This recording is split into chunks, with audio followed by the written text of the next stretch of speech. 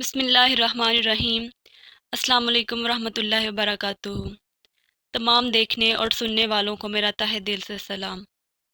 معزز ناظرین، آج کی اس ویڈیو میں ہم آپ کو حضرت صالح علیہ السلام اور ان کی اونٹنی کا قصہ سنائیں گے۔ حضرت نوح علیہ السلام کے بعد عاد کی قوم، جسے قرآن پاک نے عاد اولیٰ کے نام سے یاد کیا، وادی احقاف میں سکونت پذیر ہوئی۔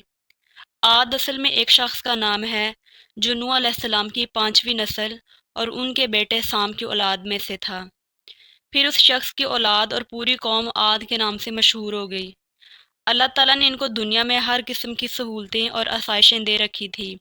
یہ لوگ بڑے قد و قامت کے تھے، فن تعمیر میں ان کا جواب نہ تھا، کھیتی باڑی سے بھی خوب واقف تھے۔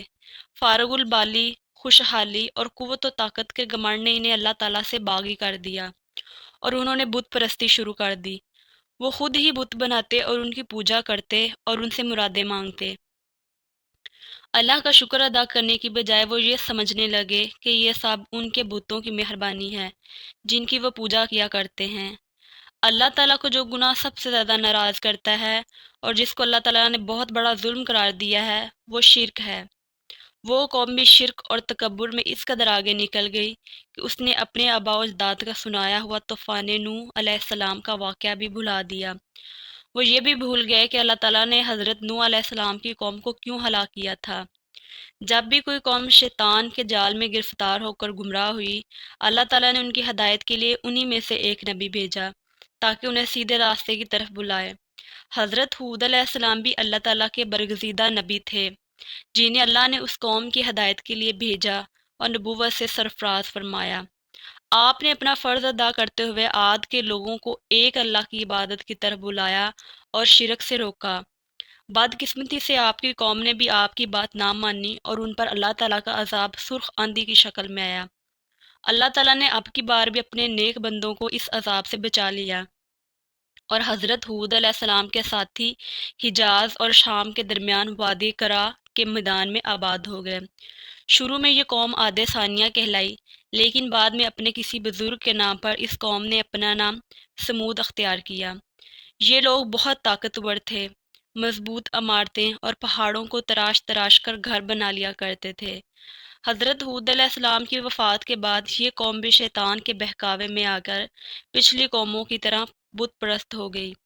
جب ان کا کفر حد سے بڑھ گیا تو اللہ تعالیٰ نے اپنی سنت کے مطابق قوم سمود میں ہی سے حضرت صالح علیہ السلام کو نبوت کا شرف دے کر ان میں بھیجا تاکہ وہ ان مشرک لوگوں کو پچھلی قوموں کے انجام کی داستانیں سنا کر ان کو بتائیں اور ان کے خوفناک انجام کو دیکھو اور اپنی سرکشی سے باز آؤ۔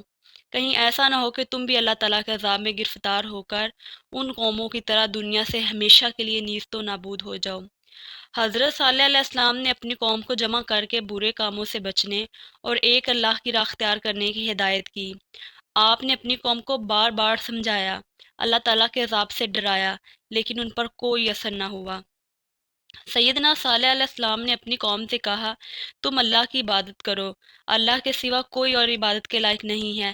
اس نے تمہیں تمام نعمتوں سے نوازا ہے، اس کا شکر ادا کرو۔ اور اگر تم نے اس برے راستے کو نہ چھوڑا اور بت پرستی کے مرض میں ہی مبتلا رہے تو تباہ و برباد ہو جاؤ گے۔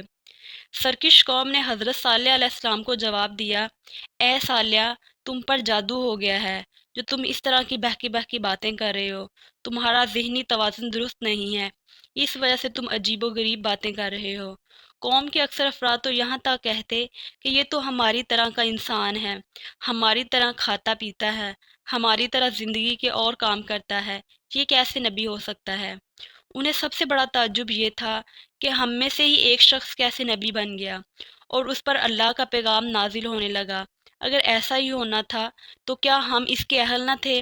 ہم جیسے دولت مندوں اور طاقتوروں کو چھوڑ کر اللہ نے ایک غریب اور کمزور انسان کو اپنے پیغام کے لیے کیوں منتخب کیا؟ ایک دن قوم کے رئیسوں نے کفر کا اعلان کرتے ہوئے آپ سے کہا، اے صالح، ہماری قوت، شوکت، دولت کی فراوانی، کھیتوں کی سرسبزی، عالی شان مکانات، غرض یہ کہ دنیا جہان کی عیش و آرام جو ہمیں حاصل ہے تیرے ہی اللہ کی طرف سے ہے، تو پھر وہ لوگ کیوں غریب اور نادار ہیں جو تیرے اللہ کو ایک مانتے ہیں؟ اس کا تو مطلب یہ ہے کہ وہ ٹھیک راستے پر نہیں، اور یہ ہمارے ہی خداؤں کی تو کرم فرمائیاں ہیں۔ حضرت صالح علیہ السلام نے ان سے فرمایا کہ اس عقل و دولت اور شان و شوکت پر ہرگز غرور نہ کرو، ایسی چیزیں پل بھر میں فنا ہو جانے والی ہیں۔ ان سب کی مخالفت اور تکالیف کے باوجود حضرت صالح علیہ السلام تبلیغ کا فریضہ سر انجام دیتے رہے، اور کافی عرصہ کی جدوجہد کے بعد کچھ لوگ آپ پر ایمان لے آئے۔ جاری ہے۔ اگر آپ کو ویڈیو پسند آئے تو لائک کر کے دوستوں کے ساتھ شیئر کریں۔ جزاک اللہ خیر۔